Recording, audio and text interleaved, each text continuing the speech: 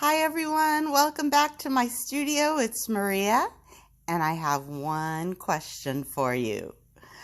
Are you ready for some football? Yeah! Okay, let's get started with our little football guy. Here he is right here. I am going to go ahead and show you how to make the helmet and the face mask. And then I thought on the back of him, let's go ahead and put a football because he's a football dude. I just came up with that idea this morning, so I don't have a sample, but this is what it's going to look like. So, for the ingredients, I have a rod of ivory. I have a thick stringer of white. I have a little tiny skinny stringer of black. For the helmet, I thought I'd do it in yellow, the yellow helmet, and then he's going to have a blue stripe. This is medium lapis, and it's a thick stringer. The face mask, of course, is going to be out of gray. And then for the football on the back, I got a reddish brown thick stringer. I pulled a skinny stringer of ivory for the lacing, and I have a skinny stringer of orange for the edges of the football. They always have that orange stripe. I am also using today my lentil press. This is a 1-inch lentil press, and I'm going to use the tab side of the lentil. There's been some questions. People have asked me, do you prefer lentils or do you prefer tabs? And to be honest, I prefer tabs because you get that edge along the outside of it. And for me, that edge is just an extra place to decorate. And I love decorating my beads. So let's get started. So here we are. I went ahead and I made my base bead from my lentil tab press. And you can see that the edges of this bead are pretty thick. If I can get it in focus for you. There you go. So I like those thick edges. I just think, oh, look, I can decorate that.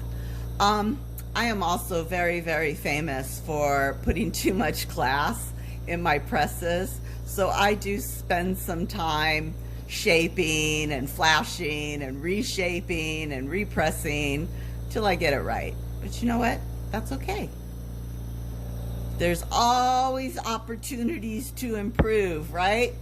Okay. Let's go ahead and start decorating this tough guy. I am going to take my white stringer and put on his eyes first. And for the eyes, I'm going to put him down probably about 1/3 of the way down on his face because we have a helmet that's going on the top of his head, his forehead, and I want to save some space for that helmet. So there's the eyes. I'm going to go ahead and press them flat.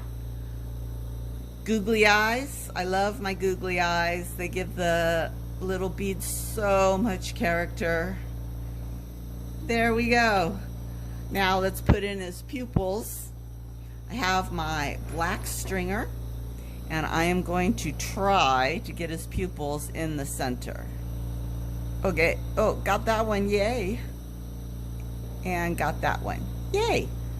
Okay, there's his pupils. We'll go ahead and smash those down too. Now, one thing that I didn't have on my sample that I wanted to show you guys is I'm going to give him some eyebrows because eyebrows make everybody look tough. And he's a tough guy. So a little V going down to the center there of dark brown, and a little V coming up this side there. And now I'm going to take my X-Acto knife and I'm going to fluff them out a bit. Oops, crap, I hit my oxygen. There we go. So just start fluffing those guys, pressing them down. I put little stripes and little lines in them. Just make sure those eyebrows are pressed down. They got some texture in them. He's got very bushy eyebrows.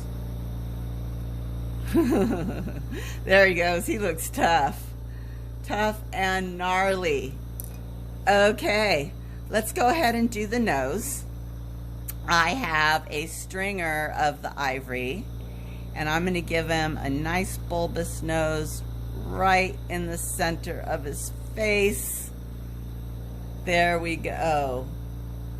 Ugh, that's a big nose. He probably broke it a couple times, so he deserves a big nose. Alrighty, we're going to start the helmet now. So I'm heating up my yellow, keeping my bead warm, and we're going to start with a line straight across the top. If you cover some of his eyebrows, that's okay. Now I'm going to take a line of yellow and go straight down the side.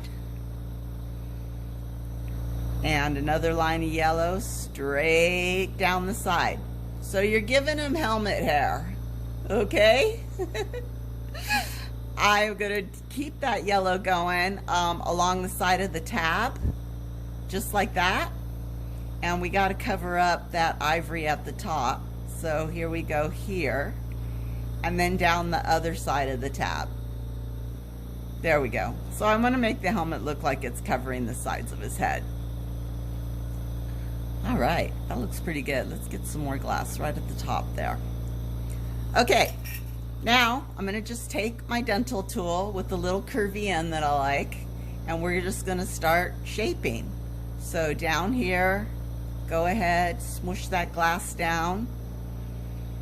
Ooh, that looks pretty good right there. See how nice and curved and smooth it is? That looks really nice. And even when I light it up, it looks nice and curved and smooth. I'm not touching that. That looks perfect.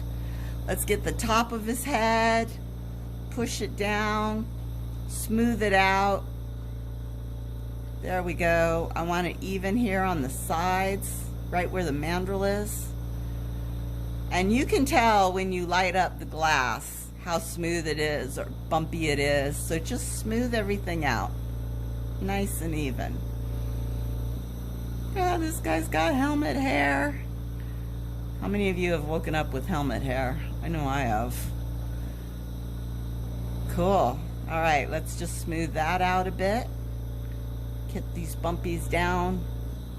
Smooth out those little lines. Awesome. All right. That looks good.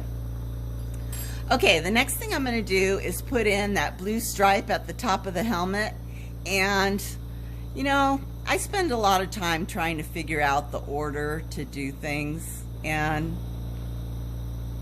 I found that I like the face mask to cover part of that blue line. So I put that in first. It usually takes me about 5 or 6 beads to really figure out a design, how I want it, how it's going to look, straighten things out. And you really learn a lot, like make sure you put your eyebrows down before you put your helmet on. So I try to remember the order of things. Okay, good. There's that blue line. Let's put on the face mask. And the face mask is very easy. I got my medium gray. I am going to start right there at the edge of the helmet, and we're just going to outline the helmet. And go ahead and go over that blue line and outline down the other side of the helmet, just like that. There we go. Nice gray outline. I'm going to take my tool and make sure that things are relatively flat so that you don't have any of those pesky little stringers that pop off. Ooh, I hate that when a section of stringer just pops off. So flatten them down. There we go. That looks pretty dang good, I think. All right, mouth guard. I don't know, is that what it's called? Mouth guard? Mouthpiece? Mouth something.